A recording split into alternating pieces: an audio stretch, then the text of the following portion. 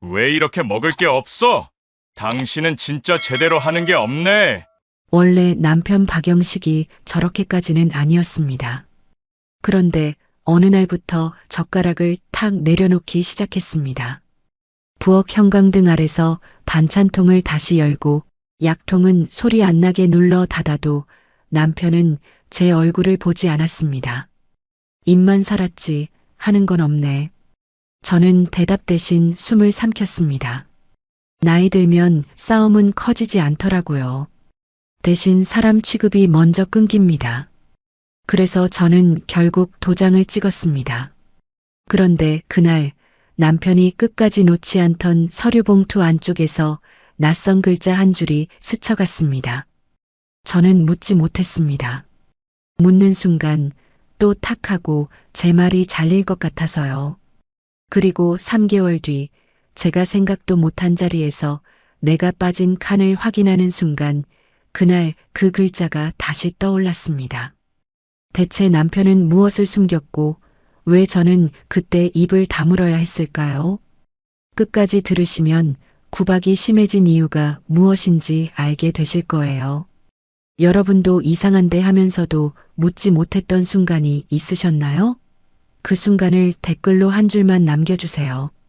저도 하나하나 읽고 답해드리겠습니다. 그럼 지금부터 제 이야기를 있는 그대로 들려드릴게요. 본문에 앞서 구독과 좋아요는 저희에게 큰 힘이 됩니다. 저는 김명순이고 올해 69입니다. 결혼한 지는 45년쯤 됐어요. 남편 박영식은 늘 말이 적은 사람이었죠. 그런데 말수가 줄어드는 것과 사람을 안 보는 건 다르더라고요. 그걸 알게 된 건 어느 날 저녁 식탁에서였습니다. 남편이 젓가락을 탁 내려놨어요. 소리가 평소보다 좀 컸죠. 반찬 3가지를 차려놨는데 손도 안 대더라고요. 저는 국그릇을 들여다보다가 남편 얼굴을 봤습니다. 눈이 마주치지 않았어요. 그냥 젓가락만 내려다보고 있는 거예요.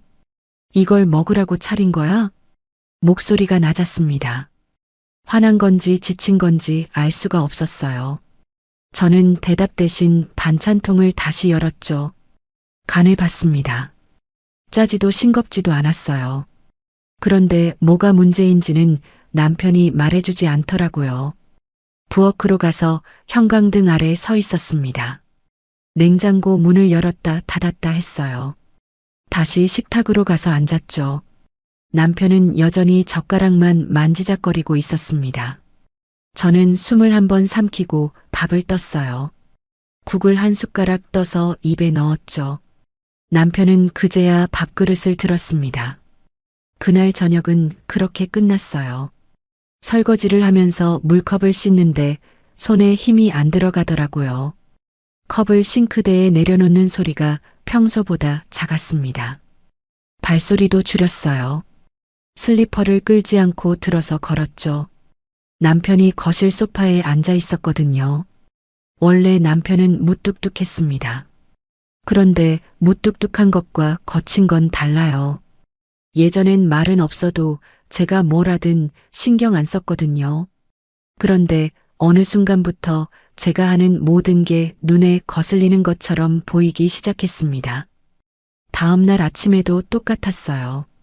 아침상을 차렸는데 남편이 젓가락을 들지 않더라고요. 그냥 신문만 보고 있었습니다. 저는 된장찌개 간을 다시 맞췄어요. 김치를 더 썰어서 접시에 담았죠. 남편은 신문을 접으면서 한숨을 한번 쉬었습니다. 당신은 진짜 해놓는 게 없네. 그 말을 듣고 저는 숟가락을 놨어요. 반박하지 않았습니다. 반박하면 더 길어질 것 같았거든요. 그냥 고개를 숙이고 밥을 먹었죠. 남편도 밥을 먹었습니다. 하지만 둘 다 말이 없었어요. 그날 오후에 빨래를 널면서 생각했습니다. 남편이 언제부터 저렇게 됐는지 정확히 기억이 안 나더라고요. 한두 달 전쯤부터였나 싶기도 하고 어쩌면 더 오래됐을 수도 있었어요. 서서히 변한 거라 딱 집어서 말하기가 어려웠습니다. 저녁 때가 되면 긴장이 됐어요. 남편이 젓가락을 어떻게 놓을지, 뭐라고 할지 몰랐거든요. 반찬을 4가지 준비했습니다. 국도 다시 끓였어요. 밥상을 차리고 남편을 불렀죠. 남편이 식탁에 앉았어요. 젓가락을 들었습니다. 반찬 하나를 집었죠. 씹다가 멈췄어요. 그리고 젓가락을 도마 위에 탁 소리나게 놓더라고요. 입만 살았지. 그 말이 끝이었습니다. 더 이상 아무 말도 안 하고 밥만 먹었어요. 저도 말없이 먹었죠.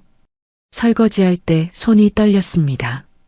그릇을 씻으면서 물을 한참 틀어놨어요. 물소리가 커야 제 한숨 소리가 안 들릴 것 같았거든요. 밤이 됐습니다. 남편은 먼저 방에 들어갔어요. 저는 거실에서 텔레비전을 봤죠. 드라마가 나오고 있었는데 내용이 하나도 안 들어왔습니다. 자막만 눈으로 따라갔어요. 새벽에 잠이 깼습니다. 화장실 가려고 일어났는데 부엌에서 소리가 나더라고요. 물컵 부딪히는 소리였어요. 남편이 물을 마시고 있었습니다. 저는 방문 앞에 서서 기다렸죠. 물소리가 멈췄어요. 기침 소리가 한 번 났습니다. 짧게 참는 것처럼요. 저는 문을 열지 않았습니다. 묻지도 않았어요. 남편이 제 방문 앞을 지나가는 발소리가 들렸죠. 저는 그대로 누웠습니다. 천장만 보다가 다시 잠들었어요. 다음 날도 그 다음 날도 비슷했습니다. 남편은 말을 줄였어요. 저는 물음을 줄였죠. 나이 들면 싸움은 커지지 않는다는 걸 그때 알았습니다. 대신 사람 취급이 먼저 끊기더라고요. 어느 날 저녁 남편이 또 젓가락을 내려놨어요. 이번엔 소리도 안 냈습니다. 그냥 조용히 놓고 제 얼굴을 보지 않았어요. 저는 반찬을 더 꺼내지 않았습니다. 그냥 앉아 있었죠. 왜 그러세요? 제가 물었습니다. 남편은 대답하지 않았어요. 그냥 밥만 먹었습니다. 저도 더 이상 묻지 않았죠. 물어봐야 대답이 없다는 걸 알았거든요. 설거지를 하면서 싱크대를 오래 닦았습니다. 수세미로 같은 자리를 여러 번 문질렀어요. 물을 틀어놓고 멍하니 서 있었죠. 남편은 거실에서 텔레비전을 보고 있었습니다. 그날 밤 저는 잠이 안 왔어요. 이불을 덮고 누워 있었는데 남편 숨소리만 들렸습니다. 규칙적이었어요. 저는 눈을 감았다 떴다 했죠. 시계를 봤습니다. 새벽 2시였어요.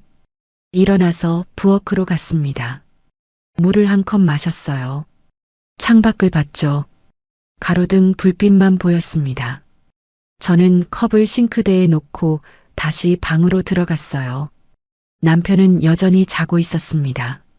저는 이불을 덮고 천장을 봤어요. 그날 밤 내내 한 가지 생각만 맴돌았습니다. 45년을 함께 산 사람이 언제부터 이렇게 멀어졌을까요? 제가 뭘 잘못한 걸까요? 아니면 그냥 나이가 들면 다들 이렇게 되는 걸까요? 답을 찾을 수가 없었어요. 그저 젓가락 소리, 기침 소리, 물컵 부딪히는 소리만 귓가에 남았습니다. 평생 무뚝뚝했던 사람이 왜 그날부터 이렇게 거칠어졌을까요? 남편과 45년을 살았는데 요즘 들어 남편 얼굴을 제대로 본 적이 별로 없었습니다. 식탁에 앉아도 시선이 안 마주쳤어요. 그러다 어느 날 달력에 동그라미를 치는 제 손을 남편이 멈춰 세웠습니다. 병원 예약 날짜를 표시하려던 참이었어요. 빨간 볼펜으로 날짜에 동그라미를 그렸죠.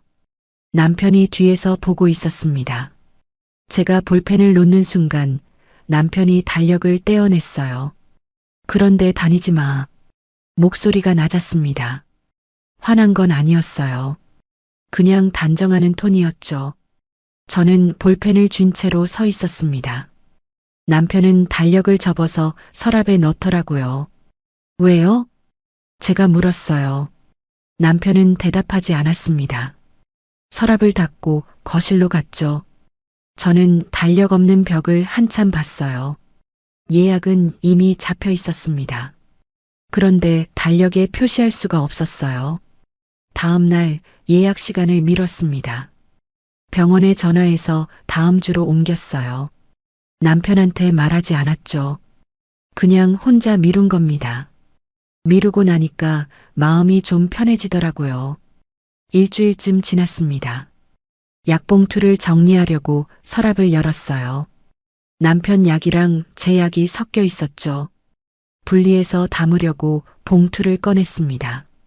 그때 남편이 부엌으로 들어왔어요. 내 거 건드리지 마. 서랍이 쾅 소리 나게 닫혔습니다. 제 손이 서랍 손잡이에 닿아 있었어요. 남편이 제 손을 밀어낸 건 아니었습니다. 그냥 서랍을 닫은 거였죠. 하지만 제 손등에 서랍 모서리가 스쳤어요. 소리를 낼 뻔했는데 참았습니다. 손을 거두고 물을 틀었어요. 손을 씻었죠. 남편은 서랍을 다시 열어서 뭔가를 꺼냈습니다. 약봉투였어요. 주머니에 넣고 나가더라고요. 저는 물을 끄고 손을 닦았습니다. 손등에 빨간 자국이 있었어요. 깊지는 않았죠. 그냥 스친 정도였습니다. 저는 핸드크림을 바르고 거실로 나갔어요. 남편은 소파에 앉아 있었습니다. 텔레비전은 꺼져 있었어요. 그냥 앉아서 창밖을 보고 있었죠. 저는 주방 테이블에 앉았습니다. 아무 말도 안 했어요. 며칠 뒤 달력을 다시 샀습니다. 작은 거였어요. 벽에 걸지 않고 서랍에 넣어뒀죠. 예약 날짜를 연필로 표시했습니다. 빨간 볼펜 대신 연필로요. 지울 수 있으니까요. 그런데 예약 날짜가 다가오니까 또 불안해지더라고요. 남편한테 말해야 하나 고민했습니다. 말하면 또 그런데 다니지 말라고 할 것 같았어요. 결국 예약을 또 미뤘습니다. 이번엔 한 달 뒤로요. 전화를 끊고 나니까 한숨이 나왔어요. 제가 왜 이러고 있나 싶었습니다. 병원 가는 게 뭐 대수냐고요. 그런데 남편 얼굴을 떠올리면 말이 안 나오더라고요. 저녁을 준비하면서 냉장고를 열었습니다. 반찬통이 여러 개 있었어요. 뭘 꺼낼까 고민하다가 그냥 다 꺼냈습니다. 식탁에 놓고 밥을 지었죠. 남편이 들어왔어요. 손을 씻고 식탁에 앉았습니다. 반찬을 보더니 고개를 끄덕였어요. 처음으로 뭔가 괜찮다는 표정이었죠. 저는 밥그릇을 내밀었습니다. 밥을 먹는 동안 남편이 말했어요. 요즘 어디 아픈 데 없어? 갑작스러운 질문이었습니다. 저는 숟가락을 든 채로 멈췄어요. 아니요, 괜찮아요. 대답하고 밥을 먹었습니다. 남편은 더 이상 묻지 않았어요. 저도 더 말하지 않았죠. 설거지를 하면서 생각했습니다. 남편이 왜 물어봤을까요? 걱정해서였을까요? 아니면 제가 병원 이야기를 꺼낼까봐 미리 차단한 걸까요? 잘 모르겠더라고요. 그날 밤 서랍에서 달력을 꺼냈습니다. 연필로 그어놓은 날짜를 지웠어요. 다시 한 달 뒤에 표시했죠. 이번엔 진짜 가야겠다고 생각했습니다. 하지만 한 달이 지나도 못 갔어요. 그 사이에 남편이 또 예민해졌거든요. 약 이야기만 나와도 표정이 굳었습니다. 저는 약통을 소리 안 나게 여닫았어요. 부엌에서 움직일 때도 발소리를 줄였죠. 어느 날 약국에 들렀습니다. 영양제를 사러 갔는데 약사가 물었어요. 요즘 병원은 잘 다니세요? 저는 고개를 저었습니다. 아직은요. 약사가 고개를 갸웃했어요. 뭐라고 말하려다가 그냥 영양제만 건네주더라고요. 저는 계산하고 나왔습니다. 집에 와서 영양제를 서랍에 넣었어요. 남편 약 옆에 놓으려다가 멈췄습니다. 남편이 건드리지 말라고 했던 게 생각났거든요. 저는 제 약만 따로 옆 서랍에 넣었어요. 저녁 때 남편이 물었습니다. 약국 갔다 왔어? 제가 놀라서 남편을 봤어요. 어떻게 알았어요? 남편이 제 손을 가리켰습니다. 손에 영수증이 쥐어져 있었어요. 약국 이름이 적혀 있었죠. 저는 얼른 영수증을 구겼습니다. 영양제 샀어요. 남편은 고개만 끄덕이고 밥을 먹었어요. 저도 먹었습니다. 더 이상 말이 없었어요. 그날 밤 달력의 날짜를 또 지웠습니다. 예약도 취소했어요. 다음에 가겠다고 했죠. 언제가 다음인지는 저도 몰랐습니다. 그저 남편 눈치를 보면서 하루하루를 보내고 있었어요. 달력을 서랍에 넣으면서 문득 생각했습니다. 제가 병원에 가는 게 그렇게 큰 문제일까요? 왜 남편은 제가 건강을 챙기는 걸 막는 걸까요? 혹시 남편 자신이 어디 아픈 건 아닐까요? 그런 생각이 들자 가슴이 철렁했습니다. 새벽에 들었던 기침 소리, 물컵 소리, 약봉투를 챙기던 모습이 하나씩 떠올랐어요. 하지만 묻지 못했습니다. 묻는 순간 또 서랍이 쾅 닫힐 것 같았거든요. 왜 병원 이야기만 나오면 이렇게 예민해질까요? 결국 남편과 함께 병원에 가게 됐습니다. 남편 건강검진 날짜가 잡혔거든요. 저도 같이 가자고 했어요. 남편이 싫다고 하지 않아서 따라갔습니다. 접수 창구 앞에 섰어요. 직원이 서류를 달라고 했습니다. 저는 가방에서 서류를 꺼냈죠. 직원한테 건네려는데 남편이 먼저 받아갔어요. 제가 할게요. 남편이 직원한테 서류를 줬습니다. 직원이 컴퓨터를 보면서 뭔가 물어봤어요. 남편이 대답했죠. 저는 옆에 서 있었습니다. 직원이 저를 봤어요. 보호자분도 같이 검진 받으세요? 제가 대답하려는데 남편이 끼어들었습니다. 우리 집사람 말 길어요. 직원이 잠깐 멈칫했어요.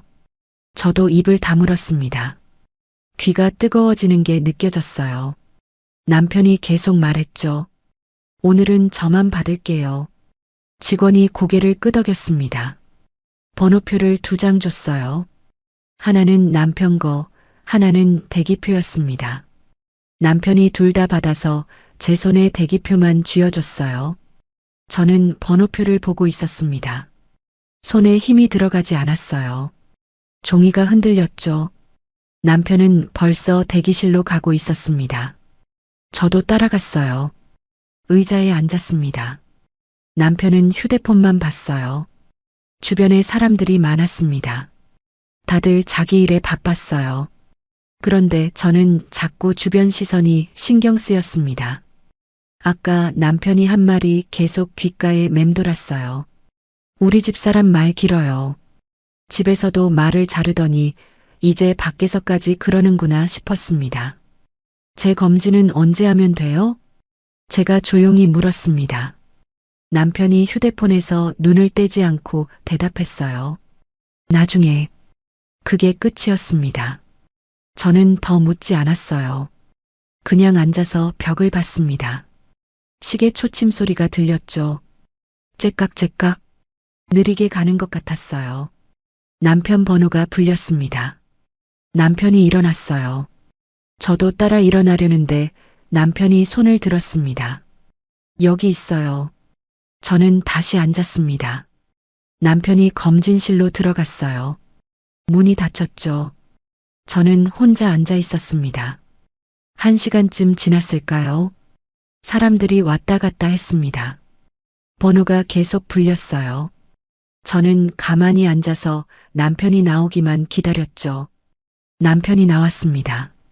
표정이 평소랑 똑같았어요. 별일 없는 것처럼요. 저는 가방을 들고 일어났습니다. 다 끝났어요? 남편이 고개를 끄덕였습니다. 엘리베이터로 걸어갔어요. 저도 따라갔죠. 엘리베이터 안에서 남편이 말했습니다. 밖에서 내 얘기하지 마. 갑자기 한 말이었어요. 저는 남편을 봤습니다. 무슨 얘기요? 남편이 층수 버튼만 보고 있었어요. 그냥 하지 마. 더 이상 말이 없었습니다. 엘리베이터가 1층에 도착했어요. 문이 열렸죠. 남편이 먼저 나갔습니다. 저는 한 박자 늦게 따라 나갔어요. 주차장으로 걸어가면서 남편 뒷모습을 봤습니다. 어깨가 평소보다 굽어 보였어요. 걸음도 느렸죠. 저는 속도를 맞춰서 걸었습니다. 말을 걸고 싶었는데 입이 안 떨어지더라고요. 차에 타고 남편이 시동을 걸었어요. 라디오가 켜졌습니다. 뉴스가 나왔죠. 남편은 라디오를 끄지 않았어요. 저도 말하지 않았습니다. 그냥 창밖만 봤어요. 집에 도착해서 현관문을 열었습니다. 신발을 벗고 들어갔어요. 남편은 바로 방으로 갔습니다. 문을 닫았죠. 저는 거실에 서 있었습니다. 소파에 앉았어요. 가방을 내려놨습니다. 오늘 하루가 길게 느껴졌어요. 아침에 나가서 병원 갔다가 이제 돌아온 건데 일주일은 지난 것 같았죠. 우리 집 사람 말 길어요. 그 말이 자꾸 생각났습니다. 제 말이 정말 긴가요? 아니면 남편이 제 말을 듣기 싫은 걸까요? 집에서도 말을 자르고 밖에서도 말을 자르고 이제 저는 어디서 말을 해야 할까요? 저녁을 준비해야 했습니다. 부엌으로 가서 냉장고를 열었어요. 반찬을 꺼내서 데웠습니다. 밥을 지었죠. 국은 어제 끓인 걸 다시 끓였어요. 식탁을 차리고 남편을 불렀습니다. 남편이 나와서 앉았어요. 밥을 먹었습니다. 저도 먹었죠. 둘 다 말이 없었어요. 숟가락 소리만 났습니다. 오늘 검진 결과 언제 나와요? 제가 조심스럽게 물었습니다. 남편이 채널을 돌렸어요. 일주일 뒤래요. 그게 다였습니다. 저는 더 묻지 않았어요. 물어봤자 대답이 짧을 게 뻔했거든요. 설거지를 하면서 창밖을 봤습니다. 해가 지고 있었어요. 하늘이 주황색으로 물들어 있었죠. 예쁜 노을이었습니다. 하지만 마음은 답답했어요. 거실로 나왔는데 남편이 텔레비전을 보고 있었습니다. 드라마였어요. 저는 옆에 앉지 않았습니다. 그냥 부엌 테이블에 앉아 있었어요. 밤이 됐습니다. 남편이 먼저 방에 들어갔어요. 저는 거실에 남아 있었습니다. 텔레비전을 끄고 불도 껐어요. 어두운 거실에 혼자 앉아 있었죠. 오늘 병원에서 있었던 일이 자꾸 떠올랐습니다. 접수창구 앞에서 남편이 제 말을 끊었던 순간, 엘리베이터 안에서 밖에서 내 얘기하지 말라고 했던 순간, 집에서만 그러는 게 아니었어요. 밖에서도 저를 끊어내고 있었습니다. 왜일까요? 제가 뭘 잘못한 걸까요? 말을 줄여야 하나요? 아니면 아예 하지 말아야 하나요? 일어나서 방으로 갔습니다. 남편은 벌써 자고 있었어요. 저는 조용히 이불을 덮고 누웠습니다. 천장을 봤어요. 어둠 속에서 아무것도 보이지 않았습니다. 왜 집 밖에서까지 저를 끊어냈을까요? 그 질문에 대한 답은 일주일 뒤에 왔습니다. 남편이 거실로 나와서 식탁에 앉았어요. 저도 마주 앉았습니다. 남편이 입을 열었어요. 우리 이혼해요. 갑작스러운 말이었습니다. 저는 남편을 봤어요. 왜요? 남편이 대답하지 않았습니다. 그냥 고개를 숙이고 있었어요. 이렇게 사는 게 서로한테 좋지 않아요. 빨리 정리하고 각자 살아요. 더 이상 말하지 않았습니다. 저도 묻지 않았어요. 사실 묻고 싶지 않았습니다. 이미 끝난 것 같았거든요. 며칠 뒤 우리는 구청에 가기로 했습니다. 구청 앞에 선 날을 잊을 수가 없습니다. 그날 아침은 평소와 달랐어요. 남편이 먼저 일어나서 양복을 꺼내 입더라고요. 저도 외출복을 챙겨 입었죠. 옷장에서 옷을 고르는데 손이 떨렸습니다. 준비됐어요? 남편이 물었습니다. 저는 고개를 끄덕였어요. 가방을 들고 현관으로 나갔죠. 신발을 신는데 손이 떨렸습니다. 신발끈을 2번이나 다시 묶었어요. 차를 타고 구청으로 갔어요.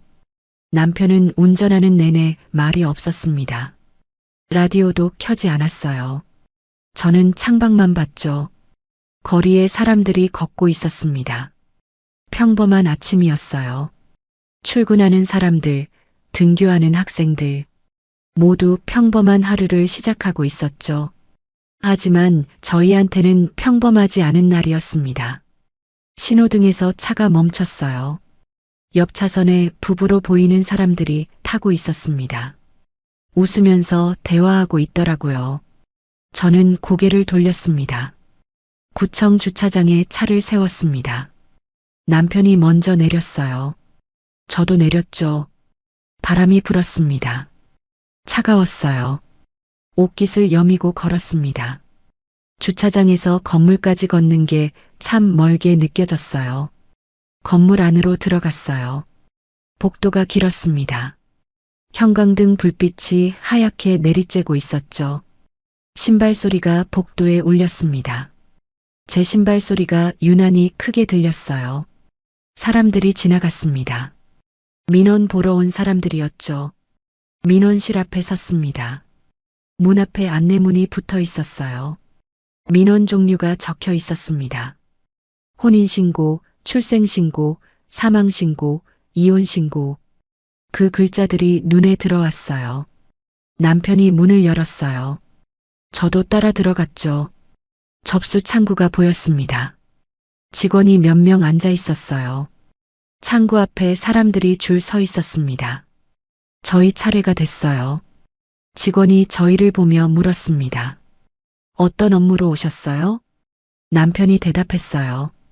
협의 이혼이요. 직원이 고개를 끄덕이고 서류를 꺼냈습니다. 테이블을 가리키더라고요. 저쪽에 앉아서 작성해 주세요. 신분증도 준비해 주시고요. 저희는 테이블로 갔습니다. 의자에 앉았어요. 테이블에 다른 사람들도 앉아서 서류를 쓰고 있었습니다. 혼인신고하는 젊은 부부도 보였어요. 행복해 보였습니다. 남편이 서류를 펼쳤습니다. 볼펜을 꺼내서 제 앞에 놨죠. 저는 서류를 내려다봤어요. 서류를 보는데 글자가 잘 안 들어왔습니다. 이름 쓰는 칸, 주민등록번호 칸, 날짜 칸이 보였어요. 혼인 날짜를 적는 칸도 있었습니다. 45년 전 날짜가 떠올랐어요. 제 손으로 볼펜을 들었죠. 무거웠습니다. 이름을 썼어요. 김명순. 글씨가 평소보다 떨렸습니다. 주민등록번호를 썼습니다. 날짜를 적었죠. 손이 계속 떨렸습니다. 글씨가 삐뚤빼뚤했어요. 남편도 자기 칸을 채우고 있었습니다. 볼펜 소리만 났어요. 극적거리는 소리요. 그 소리가 유난히 크게 들렸습니다. 주변이 조용했거든요. 남편이 서류를 다 쓰고 일어서려는데 제가 물었습니다. 정말 이렇게 하는 게 맞아요? 남편이 잠깐 멈췄어요. 저를 봤습니다. 이혼은 빨리 끝내자. 서로 힘들잖아요. 그 말에 저는 더 이상 묻지 못했습니다. 남편이 이상하리만큼 서둘렀거든요. 서류 작성이 끝났어요. 남편이 서류를 들고 일어났습니다. 저도 따라 일어났죠. 접수 창구로 갔어요. 다시 줄을 섰습니다. 앞에 있던 사람들이 업무를 보고 있었어요. 한 사람씩 창구로 가서 서류를 내고 도장을 찍었습니다. 저희 차례가 다가왔어요. 직원이 서류를 받아서 확인했습니다. 컴퓨터에 뭔가 입력하더라고요. 키보드 소리가 딱딱딱 났어요. 타자 치는 소리가 들렸습니다. 그러고 나서 도장을 꺼냈습니다. 여기 도장 찍어주세요. 인주를 펴놓고 도장을 건넸어요. 빨간 인주 냄새가 났습니다. 코를 찌르는 냄새였어요. 어지러웠습니다. 숨을 크게 들이쉬었어요. 남편이 먼저 도장을 찍었어요. 쿵 소리가 났습니다. 서류에 빨간 도장이 찍혔죠. 선명했어요. 남편 이름 옆에 빨간 도장이 찍혀 있었습니다. 제 차례였습니다. 도장을 받아들었어요. 손이 떨려서 인주에 제대로 찍히지 않았습니다. 한 번 더 찍었어요. 서류 위에 내려놨습니다. 쿵! 소리가 났어요. 제 이름 옆에 빨간 도장이 찍혔습니다. 제 손은 떨리는데 남편은 담담했습니다. 표정 변화가 없었어요. 그냥 서류만 보고 있었습니다. 마치 다른 사람 일을 보는 것처럼요. 감정이 느껴지지 않았어요. 직원이 서류를 정리했어요. 파일에 끼워 넣더라고요. 컴퓨터에 뭔가 더 입력했습니다. 접수 완료됐습니다. 이혼신고 증명서는 일주일 뒤에 나와요. 우편으로 보내드릴게요. 저희는 고개를 끄덕였습니다. 민원실을 나왔어요. 복도를 걸어 나오는데 남편이 서류 봉투를 들고 있더라고요. 하얀 봉투였습니다. 언제 챙긴 건지 모르겠었어요. 아까는 못 봤거든요. 어디서 가져온 걸까요? 그게 뭐예요? 제가 물었습니다. 남편이 봉투를 손에 꼭 쥐었어요. 서류요. 더 자세히 말해주지 않았습니다. 저는 봉투를 보려고 고개를 숙였죠. 남편이 봉투를 살짝 돌렸어요. 제가 못 보게요. 몸으로 가렸습니다. 무슨 서류인데요? 다시 물었습니다. 남편이 걸음을 멈추지 않고 대답했어요. 나중에 얘기해요. 출구로 나갔습니다. 밖으로 나오니 햇빛이 눈부셨어요. 눈을 가렸습니다. 주차장으로 걸어가면서도 남편은 봉투를 놓지 않았습니다. 계속 손에 쥐고 있었어요. 꽉 쥐고 있었습니다. 차에 타서도 봉투를 무릎 위에 놨죠. 안 놓으려고 하는 것 같았어요. 시동을 걸고 출발했습니다. 저는 옆에서 봉투를 힐끗힐끗 봤어요. 하얀 봉투였습니다. 뭔가 들어있는 것 같았어요. 두툼했거든요. 종이가 여러 장 들어있는 것 같았습니다. 신호등에서 차가 멈췄습니다. 남편이 봉투를 조수석 발밑에 내려놨어요. 제 발 옆이었죠.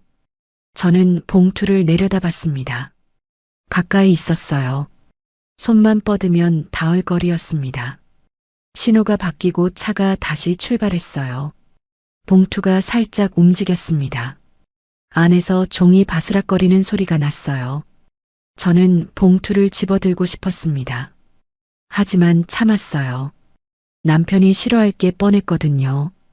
다음 신호등에서 또 차가 멈췄습니다. 저는 몸을 숙여서 봉투를 봤어요. 봉투 입구가 완전히 닫혀 있지 않았습니다. 살짝 열려 있었어요. 접착 부분이 잘 안 붙어 있었나 봐요. 안쪽이 보였습니다. 종이가 여러 장 들어 있었어요. 그중 하나에 글자가 보이더라고요. 정확히 뭔지는 몰랐습니다. 하지만 예약이라는 글자가 스친 것 같았어요. 확실하진 않았습니다. 순간적으로 본 거라서요. 신호가 바뀌었습니다. 차가 출발했어요. 저는 다시 앞을 봤습니다.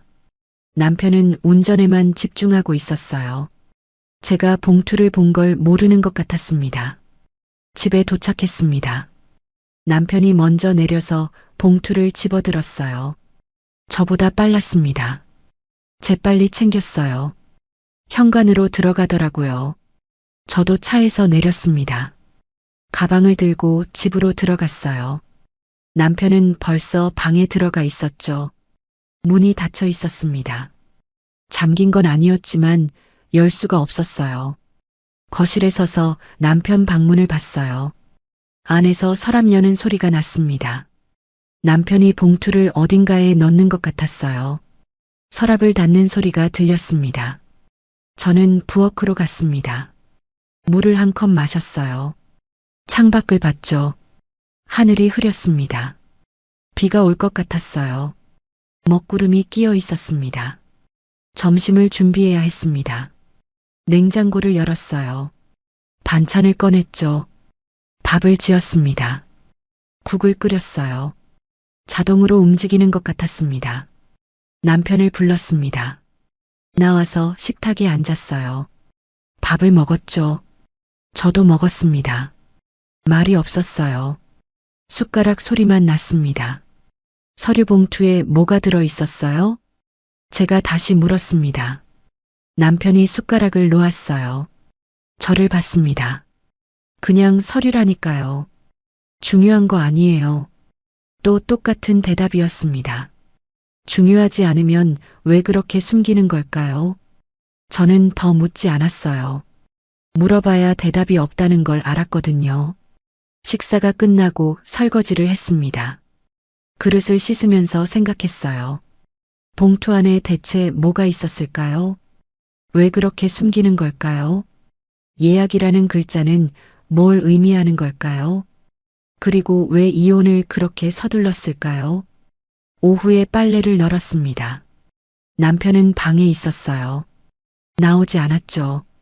저는 거실에서 텔레비전을 봤습니다. 내용이 들어오지 않았어요. 그냥 화면만 보고 있었습니다. 저녁 때가 됐습니다. 저녁을 준비하면서 또 남편을 불렀어요. 나와서 밥을 먹었습니다. 여전히 말이 없었죠. 이제 식사 시간이 참 조용해졌습니다. 밤이 됐습니다. 남편이 먼저 방에 들어갔어요. 저는 거실에 남아 있었습니다. 텔레비전을 끄고 앉아 있었어요. 어두운 거실에 혼자 앉아 있었습니다. 그날 구청에서 본 봉투가 자꾸 생각났습니다. 남편이 왜 그렇게 꽁꽁 숨겼을까요? 제가 닿으려고 하면 봉투를 돌렸던 그 순간이 계속 떠올랐어요. 몸으로 가렸던 모습도요. 그리고 이혼을 서둘렀던 모습도요. 새벽에 잠이 깼습니다. 목이 말라서 부엌으로 갔어요. 물을 마시다가 남편 방문을 받습니다. 불이 꺼져 있었어요. 자고 있는 것 같았습니다. 거실로 돌아와서 소파에 앉았습니다. 그때 문득 생각났어요. 신호등에서 차가 멈췄을 때 봉투가 살짝 열려 있었던 것 말입니다. 봉투 안쪽에서 뭔가 글자가 스쳤던 기억이 났습니다. 정확히 뭐였는지는 몰랐어요. 그냥 한글 두세 글자였던 것 같았죠. 예약이었을까요? 아니면 다른 단어였을까요? 잘 기억이 안 났습니다. 하지만 분명 뭔가 있었어요. 저는 묻지 못했습니다. 묻는 순간 또 탁 하고 제 말이 잘릴 것 같았거든요. 남편이 우리 집사람 말 길어요라고 했던 게 자꾸 떠올랐습니다. 병원에서 제 말을 끊었던 그 순간이요. 소파에 앉아서 천장을 봤어요. 형광등이 꺼져 있어서 어두웠습니다. 창밖 가로등 불빛만 희미하게 들어왔죠. 다음 날 아침이 됐습니다. 일어나서 아침을 준비했어요. 남편도 일어났습니다. 세수하고 나와서 식탁에 앉았어요. 오늘 뭐 하실 거예요? 제가 물었습니다. 남편이 밥을 먹으면서 대답했어요. 집에 있을게요. 저도 고개를 끄덕였어요. 밥을 먹었습니다. 그날 하루도 평소처럼 지나갔습니다. 남편은 방에 있었어요. 저는 집안일을 했죠. 청소하고 빨래하고 밥 짓고 그렇게 하루가 갔습니다. 하지만 마음 한구석에는 계속 그 봉투가 걸려 있었어요. 대체 안에 뭐가 들어 있었을까요? 그날 숨긴 건 대체 무엇이었을까요? 이혼하고 석 달이 지났습니다. 혼자 사는 게 익숙해질 만도 한데 아직은 어색했어요. 아침에 일어나면 옆자리를 보게 되더라고요. 아무도 없었죠. 빈자리만 있었습니다. 베개가 하나만 있는 게 이상했어요. 남편은 집을 나갔습니다. 짐을 챙겨서 어디론가 갔어요. 어디로 갔는지 말하지 않았습니다. 저도 묻지 않았죠. 주소만 받았어요. 나중에 연락할 일이 있을까 봐요. 혼자 있으니 집이 넓게 느껴졌습니다. 방 2개에 거실 하나.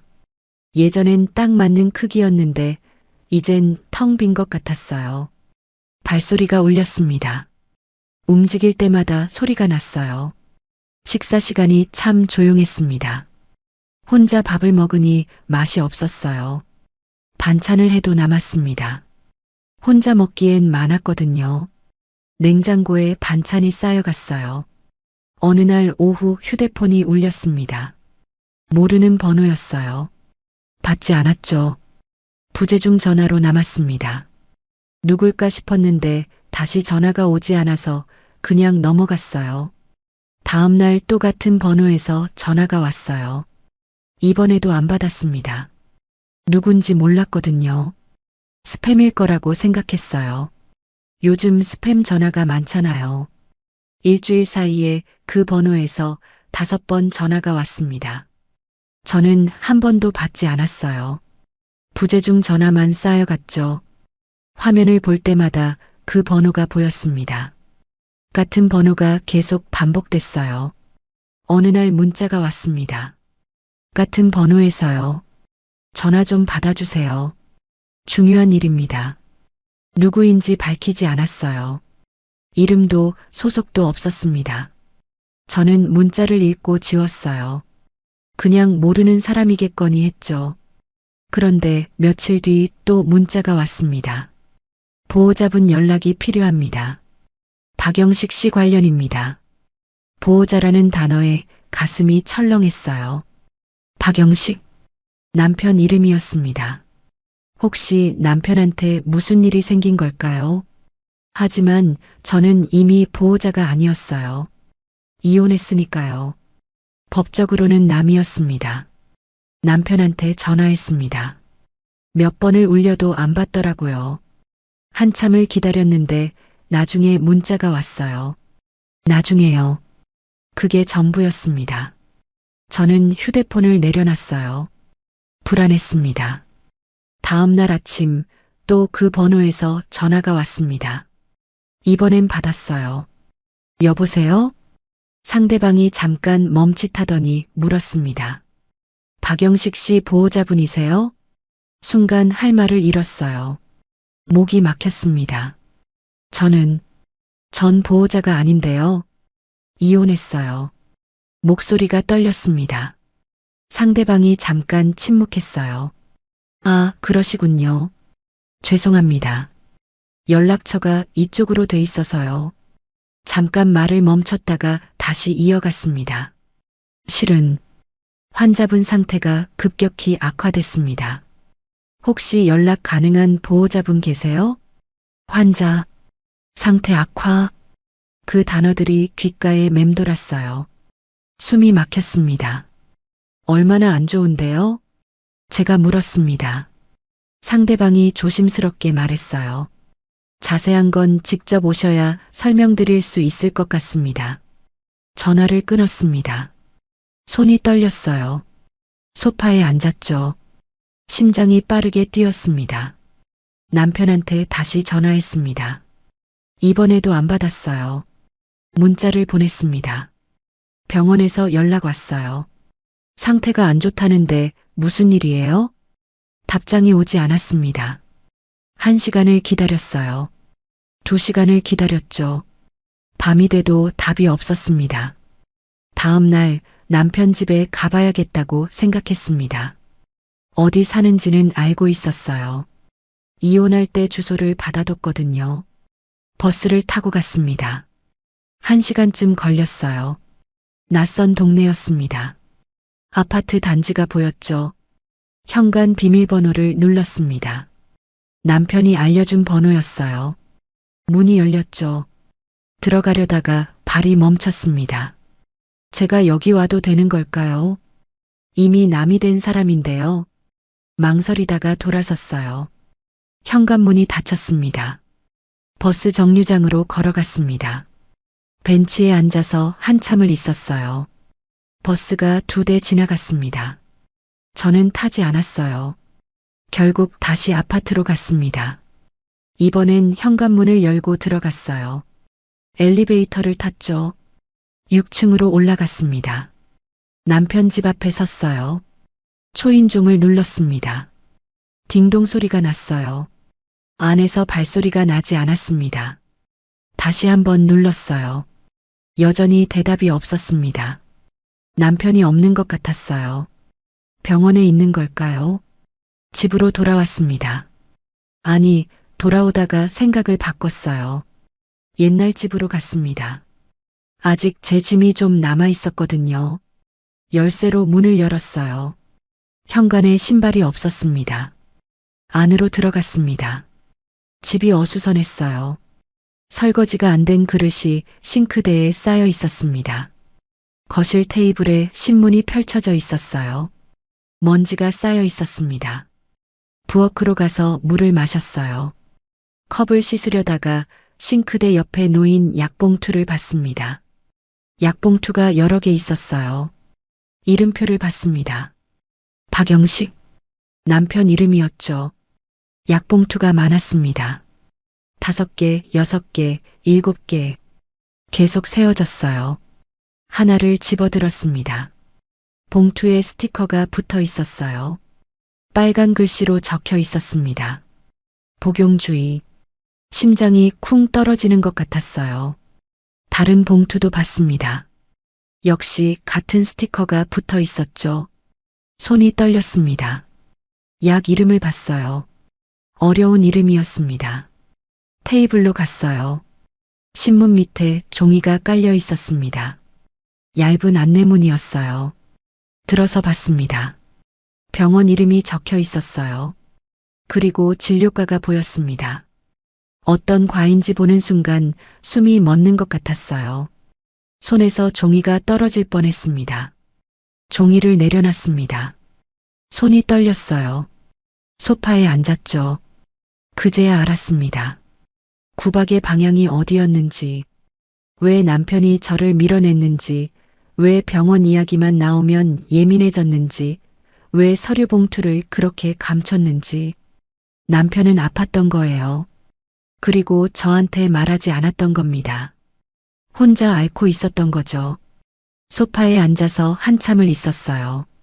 약봉투가 자꾸 눈에 들어왔습니다. 빨간 스티커가 보였어요. 집으로 돌아왔습니다. 가방을 바닥에 내려놨어요. 소파에 앉았죠. 휴대폰을 꺼냈습니다. 남편 번호를 눌렀어요. 신호가 갔습니다. 1번, 2번, 3번.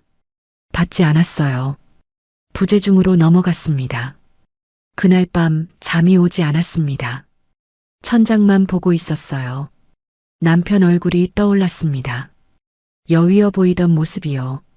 다음 날 아침 휴대폰이 울렸어요. 그 번호였습니다. 병원이요. 받았습니다. 여보세요? 목소리가 급했어요. 환자분 상태가 더 안 좋아지셨습니다. 빨리 오셔야 할 것 같습니다. 전화가 끊겼어요. 저는 휴대폰을 쥐고 서 있었습니다. 옷을 챙겨 입었어요. 가방을 들고 나갔습니다. 택시를 탔죠. 병원으로 가주세요. 안내문에 적혀 있던 병원 이름을 말했습니다. 택시가 출발했어요. 창밖을 봤습니다. 거리가 빠르게 지나갔어요. 신호등이 보였습니다. 사람들이 걷고 있었어요. 병원이 가까워졌습니다. 큰 건물이 보였어요. 택시가 병원 입구에 섰습니다. 내렸어요. 돈을 냈습니다. 병원 안으로 들어갔죠. 로비가 넓었습니다. 사람들이 많았어요. 안내 데스크로 갔습니다. 박영식 씨 어디 계신지 알 수 있을까요? 직원이 컴퓨터를 봤어요. 타자를 쳤습니다. 5층 511호실이요. 엘리베이터를 탔습니다. 5층 버튼을 눌렀어요. 문이 닫혔습니다. 올라갔죠. 문이 열렸습니다. 복도가 보였어요. 조용했습니다. 511호를 찾았습니다. 복도를 걸었어요. 병실 문들이 보였습니다. 509호, 510호, 511호 앞에 섰습니다. 문이 살짝 열려 있었어요. 안을 들여다봤습니다. 침대가 보였어요. 누군가 누워 있었습니다. 정말 아팠던 걸까요? 그렇다면 왜 저를 밀어냈을까요? 병실 문 앞에 서 있습니다. 안을 보는데 숨이 막혔어요. 침대에 누워 있는 사람이 남편이었습니다. 문을 밀고 들어갔어요. 조용히요. 남편은 자고 있었습니다. 침대 옆에 링거가 달려 있었어요. 기계들이 놓여 있었습니다. 삐소리가 규칙적으로 났죠. 가까이 갔습니다. 남편 얼굴을 봤어요. 너무 여위였습니다. 뺨이 푹 꺼졌어요. 얼굴색이 누렇게 변해 있었습니다. 입술이 바짝 말라 있었어요. 이게 45년을 함께 산 사람 맞나요? 석 달 전만 해도 이렇지 않았는데요. 침대 옆 의자에 앉았습니다. 남편을 보고 있었어요. 가슴이 아팠습니다. 얼마나 있었을까요? 문이 열렸어요. 간호사가 들어왔습니다. 저를 보더니 눈이 커졌어요. 보호자분이세요? 저는 대답하지 못했습니다. 보호자. 그 단어가 묵직했어요. 저는 말이 나오지 않았습니다. 간호사가 차트를 보더라고요. 보호자분 연락이 안 돼서 걱정했어요. 환자분 상태가 어제부터 급격히 안 좋아지셔서요. 저는 남편을 봤습니다. 그렇게 아팠구나. 그렇게 안 좋았구나. 관계가 어떻게 되세요? 간호사가 물었습니다. 저는 입을 열었어요. 전 배우자예요. 아니, 전 배우자였어요. 이혼했어요. 간호사가 잠깐 당황한 표정을 지었습니다. 아, 그러시군요. 그럼 현재 보호자분은 따로 계세요? 저는 고개를 저었습니다. 잘 모르겠어요. 간호사가 차트를 넘겼어요. 뭔가를 보더니 고개를 갸웃했습니다. 보호자 등록이 안 돼 있네요. 입원하실 때 보호자 서류를 안 쓰신 것 같은데. 차트를 제게 보여줬어요. 보호자 칸이 있었습니다. 비어 있었어요. 그 빈칸을 보는 순간 가슴이 무너지는 것 같았습니다. 보호자 칸에 제 이름이 들어갈 자리가 없었습니다. 그때야 알았습니다. 그 사람은 오래전부터 저를 밖으로 밀어내고 있었다는 걸. 젓가락을 탁 내려놓을 때부터, 달력을 떼어낼 때부터, 제 말을 끊을 때부터, 이혼을 서두를 때부터 모든 순간이 저를 이 칸에서 지우려는 노력이었다는 걸요. 짐이 되기 싫어서였습니다. 일단 환자분 계시면 보호자 등록하셔야 할 것 같아요. 의사 선생님 설명도 들으셔야 하고요. 간호사가 나갔습니다. 저는 혼자 남았어요. 남편을 봤습니다. 자고 있었어요. 숨소리가 가늘었습니다. 얼마나 있었을까요? 남편이 움직였어요. 눈을 뜨더라고요. 저를 봤습니다. 눈이 커졌어요. 놀란 표정이었습니다.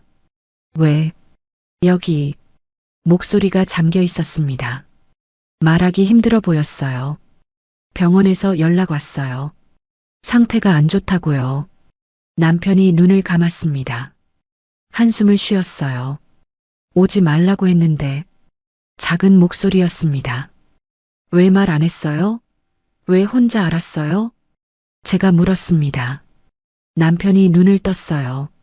저를 봤습니다. 당신 인생 더 망치고 싶지 않았어요. 눈물이 고였습니다. 남편 눈에요. 45년이나 당신 묶어놨잖아요. 이젠 자유롭게 살아야죠. 저는 고개를 저었습니다. 그건 제가 선택할 문제예요. 왜 혼자 정했어요? 남편이 대답하지 않았습니다. 그냥 천장을 보고 있었어요. 언제부터 아팠어요? 제가 물었습니다. 남편이 한참 있다가 대답했어요. 1년하고 석 달쯤. 그렇게 오래됐구나. 그때부터 혼자 앓고 있었구나. 구박한 것도 다 그래서였어요? 남편이 고개를 끄덕였습니다. 미워하게 만들고 싶었어요. 그래야 이혼하기 쉬울 것 같았거든요. 가슴이 미어지는 것 같았습니다. 왜 그렇게까지? 남편이 제 손을 잡았어요. 손이 차가웠습니다. 힘도 없었어요. 당신이 제 옆에 있으면 제가 더 힘들 것 같았어요. 당신 우는 거 보기 싫었어요. 눈물이 났습니다. 제 눈에서요. 그래도 말했어야죠. 저한테 선택권을 줬어야죠.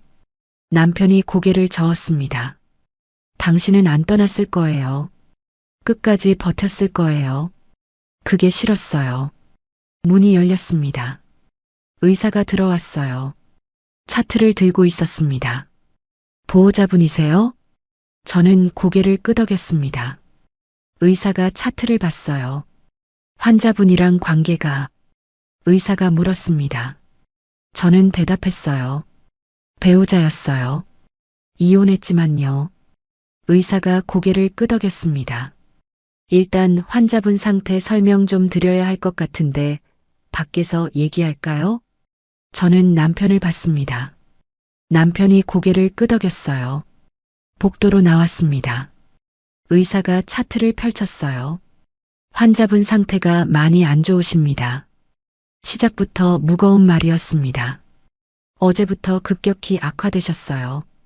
지금은 안정을 찾았지만 말을 멈췄습니다. 저를 봤어요. 많이 남지 않았습니다. 그 말에 다리에 힘이 풀렸습니다. 벽에 기댔어요. 얼마나요? 제가 물었습니다. 의사가 조심스럽게 말했어요. 길어야 몇 주, 짧으면 더 말하지 않았습니다. 알 수 있었어요. 본인분은 아세요? 제가 물었습니다. 의사가 고개를 끄덕였어요. 처음 진단받으실 때부터 다 알고 계셨어요. 적극적인 치료를 거부하셨고요. 그래서 혼자 알았구나. 치료도 안 받았구나. 지금이라도 치료하면. 제가 물었습니다. 의사가 고개를 저었어요. 이미 많이 진행됐습니다. 지금은 통증 관리만 하는 중이에요. 병실로 돌아갔습니다. 남편은 창밖을 보고 있었어요.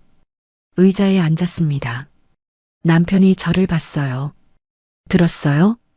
제가 고개를 끄덕였습니다. 남편이 작게 웃었어요. 이제 알았죠. 왜 제가 그랬는지. 저는 눈물을 닦았습니다. 그래도 말했어야 했어요. 남편이 제 손을 잡았습니다. 힘없이요. 미안해요. 정말 미안해요. 저는 고개를 저었습니다. 미안하다는 말 듣고 싶지 않아요. 남편이 잠깐 침묵했어요. 그러고 나서 말했습니다. 그럼 뭐라고 하면 돼요? 저는 대답하지 못했습니다. 뭐라고 해야 할지 몰랐거든요. 창밖을 봤습니다. 해가 지고 있었어요. 하늘이 붉게 물들어 있었습니다. 당신과 45년 살았어요. 남편이 말했습니다. 행복했어요. 힘들 때도 있었지만 대부분은 좋았어요. 저는 남편을 봤습니다. 저도요. 남편이 웃었습니다. 작게요. 나한테 너무 오래 묶여 있었죠. 저는 고개를 저었습니다. 묶인 게 아니었어요. 남편이 제 손을 꽉 쥐었습니다. 힘이 없었지만요. 미안하다. 고마웠다. 그 말에 눈물이 났습니다. 참을 수가 없었어요. 남편도 눈물을 흘렸습니다. 조용히요. 둘 다 말이 없었습니다. 그냥 손을 잡고 있었어요. 창밖을 봤습니다. 해가 완전히 졌어요. 어두워졌습니다. 간호사가 들어왔습니다. 링거를 확인했어요. 기계를 체크했습니다. 나갔어요. 남편이 눈을 감았습니다. 숨소리가 규칙적이었어요. 잠든 것 같았습니다. 저는 그대로 앉아 있었습니다. 남편 손을 잡은 채로요. 밤이 깊어갔습니다. 병실이 조용했어요. 기계 소리만 났습니다. 비, 비, 비. 그 소리를 들으면서 생각했습니다. 45년이 길다면 길고 짧다면 짧은 시간이었어요. 그 시간 동안 우리는 많은 걸 함께 했습니다. 기쁜 일도 슬픈 일도 평범한 일도. 그리고 이제 끝이 보였습니다. 남편이 저를 밀어냈던 이유를 알았어요. 저를 자유롭게 하려고 했던 거죠. 하지만 저는 자유를 원하지 않았습니다. 그냥 함께 있고 싶었어요. 남편 손이 따뜻해지는 것 같았습니다. 제 손으로 감싸줘서요. 새벽이 됐습니다. 창밖이 밝아지기 시작했어요.